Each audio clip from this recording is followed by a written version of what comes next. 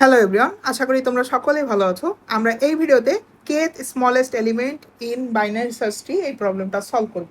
So আমরা যদি আমার মতো করে প্রবলেম স্টেটমেন্টটা তোমাকে বলতে চাই, আমাদের এখানে একটা বাইনারি সার্চ ট্রি দেওয়া আছে এবং একটা কে ভ্যালু দেওয়া আছে। সো কে ইকুয়ালস টু ধরো 3 দেওয়া আছে।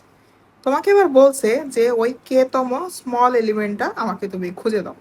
সো এটা যদি আমার সেই বাইনারি সার্চ ট্রিটা হয়, আমরা যদি এইটার ইন অর্ডার ট্রাভার্সালটা করি, সো 1 পাইলাম, 2 পাইলাম, 3 পাইলাম, 4 পাইলাম, 5 পাইলাম, 6 পাইলাম। সো এই জিনিসগুলো আমি লিখে নিই। 1 2 3 4 5 6, আমাদের কে ভ্যালু দেওয়া ছিল 3।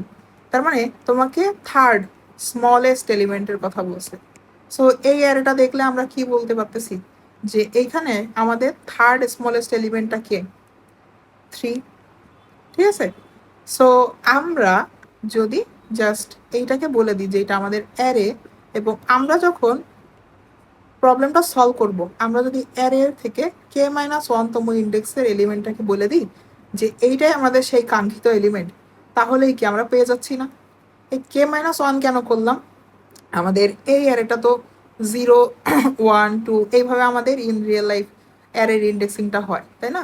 সো আমরা যদি এই প্রবলেমটা এই জাস্ট যে অ্যাপ্রোচটা দেখালাম সেই অ্যাপ্রোচে পাইথনে একটু সলভ করে দেখার চেষ্টা করি, আমরা হোপফুলি সি প্লাস প্লাস বা জাভায় যদি প্রবলেমটা সলভ করতে চাই, আমরা পাইথনের এই সেম সিনট্যাক্সটা ফলো করে আমরা সি বা সি প্লাস প্লাস বা জাভাতে এই প্রবলেমটা কিন্তু সলভ করতে পারবো। এই সেম অ্যাপ্রোচটা আর কি, সেম সিনট্যাক্স না, সেম অ্যাপ্রোচ।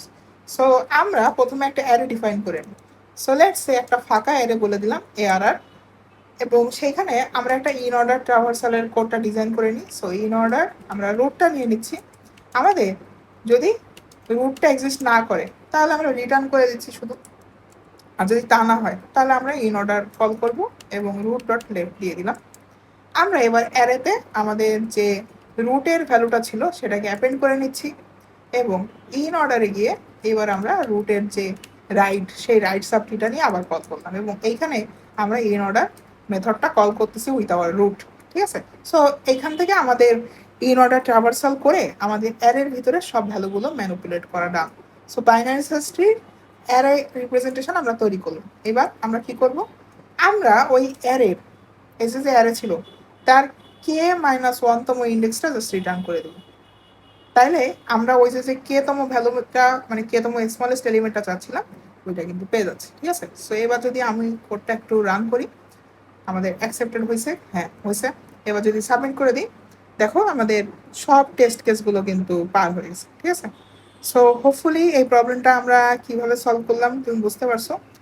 আমাদের এই প্রবলেমটার আরও অনেক অ্যাপ্রোচ আছে, বাট এইটা হচ্ছে মানে বলতে গেলে খুব সহজ একটা অ্যাপ্রোচ। হোপফুলি এই প্রবলেমটা তোমরা বুঝতে পারছো। আমরা পরবর্তী ভিডিওতে অন্য কোনো একটা প্রবলেম সলভ করবো। ততক্ষণ পর্যন্ত ভালো থাকো সবাই।